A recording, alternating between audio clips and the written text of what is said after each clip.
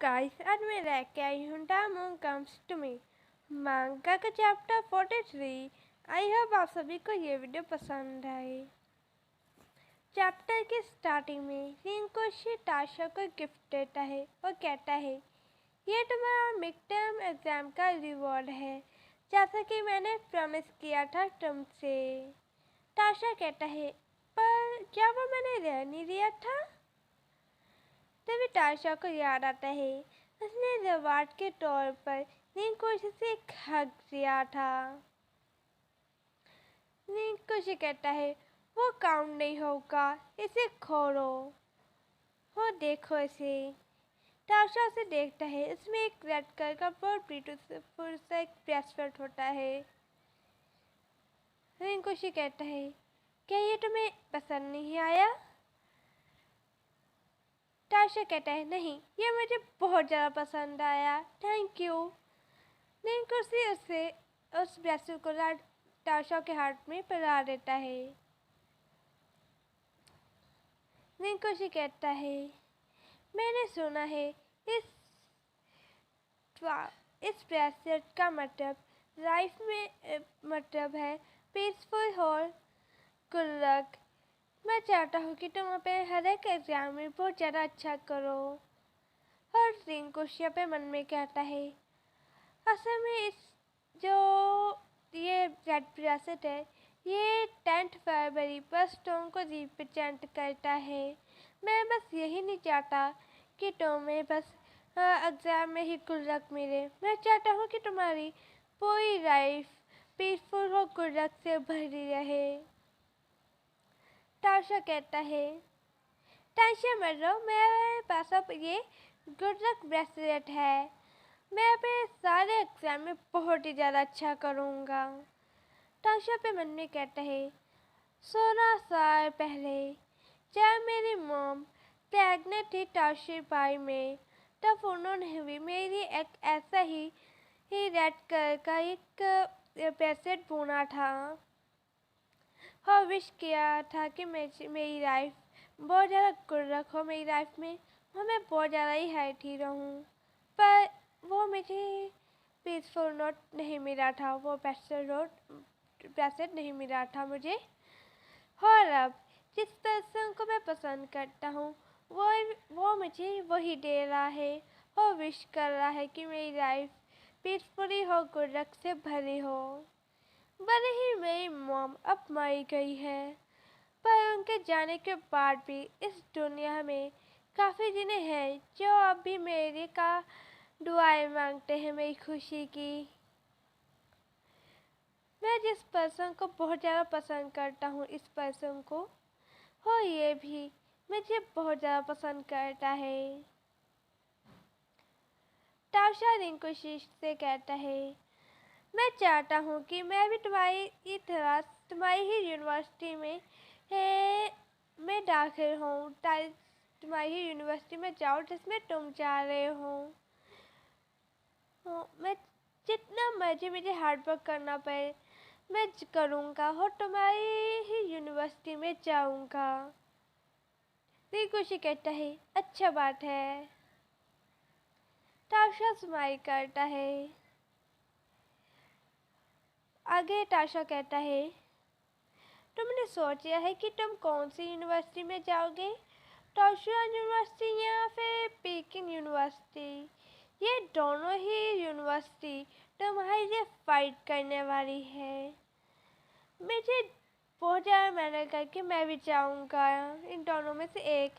School भी मुझे इन दोनों मेरे यूनिवर्सिटी में जाने में हेल्प करेगा। रिंकोशी कहता है मैंने अभी डिसाइड नहीं किया है। टाशा रिंकोशी की बाँह पकड़ते हुए कहता है अगर तुमने डिसाइड कर लिया इस बारे में तो मुझे बता देना। रिंकोशी कहता है हाँ, पर तुम्हें पहले जो तुम्हारे मार्क्स है उससे बढ़ाना होगा ताकि तुम्हारे पास और भी ज़्यादा चॉइसेस आ सकें। टाशा कहता है कोई बड़ी बात नहीं है, मैं करूँगा। तभी रिंकोशी टाशा के आगे पेपर्स रखता है कहता है ये तुम्हारा दूसरा रिवॉर्ड है मिड टर्म एग्जाम का। इसे करो फटाफट। टाशा उसे देखते ही पैर तो शौक होता है, फिर जोर से भर के कहता है, ओके कोई बड़ी बात नहीं है, ये बस एक पेपर है और मैं इसे पक्का खत्म कर ही दूंगा। टाशा रिंकुशी से कहता है, तुमने मेरी रैंकिंग नहीं देखी थी तो तुम मेरे लिए गिफ्ट क्यों लेकर आए? रिंकुशी कहता है, अगर तुम एग्जाम पास नहीं करते तो भी मैं तुम्हें ये दे देता। टाशा इस पर और करता है, तभी सीनियर सिस्टर के आओ टाशा को बुलाती है। रिंकुशी और टाशा दोनों ही बाहर उसकी ओर देखते हैं। सीनियर सिस्टर क्या कहती है, टाशा बाहर आ जाओ। टाशा बाहर जाता है और वो सीनियर सिस्टर से कहता है, सिस्टर क्या हुआ है? सिस्टर क्या कहती है, संडे को वाराणसी सिटी में जो आर्ट म्यूजियम है एग्जीबिशन है, उसमें बहुत ही बड़ी गिनती में चैरिटी होने वाली है। कैंप हम दोनों को वहाँ पर लेकर जाना चाहते हैं। भले ही वो जो लोकेशन है वो अच्छी नहीं है ज़्यादा, पर उस जगह पर जो मौके हैं वो बहुत ज़्यादा अच्छे हैं। तुम अपना नाम अपने आप ही नहीं बना सकते, इससे तुम्हें लोगों को जानना होगा। तुम्हें वहाँ पर एम्बैरस होने की कोई जरूरत नहीं है। वहाँ पर बहुत ही बड़े पेंटर आएंगे, हाँ वहाँ पर एक बस हिस्सा रहेंगे। मुझे लगता है कि तुम वहाँ पर अपनी जो ऑयल पेंटिंग है वहाँ पर तुम रख सकते हो। वो जो आर्ट चैरिटी है उसके थीम के साथ फिट होती है। रिंकुशी टाशा को विंडो से देख रहा था, स्माइल कर रहा था। सीनियर सिस्टर क्या कहती है, इसके बारे में सोचो। टाशा कहता है, ओके मैं जाऊंगा। सिस्टर कहती है, सिस्टर क्या हो? ओके तो संडे को मिलते हैं। टाशा अंदर आके देखता है कि रिंकुशी उसे ही देख रहा था। टाशा रिंकुशी से कहता है, क्या तुम संडे को दोपहर को फ्री हो? रिंकुशी कहता है, मुझे संडे को टाइम कुछ कम है। वैसे तुम मुझसे ये क्वेश्चन क्यों पूछ रहे हो? टाशा उदास होकर कहता है, कुछ नहीं बस ऐसे ही। अपने मन में कहता है, हाँ, अगर रिंकुशी को कुछ काम है उस दिन तो मैं भूल जाता हूँ। मेरी पेंटिंग इतनी भी ज़्यादा अच्छी नहीं है। हाँ क्या हाउस में एक जो तोता है वो कह रहा था, बड़ी बेकार लड़की प्यार में डुबा से गिर गई, प्यार में डुबा से गिर गई।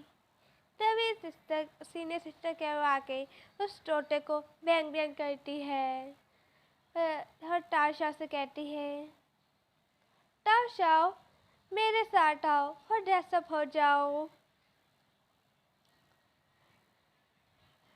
टाशा कहता है हैरान होकर, नहीं कोई भी प्रॉब्लम नहीं है, मैं ऐसे ही चल जाऊंगा।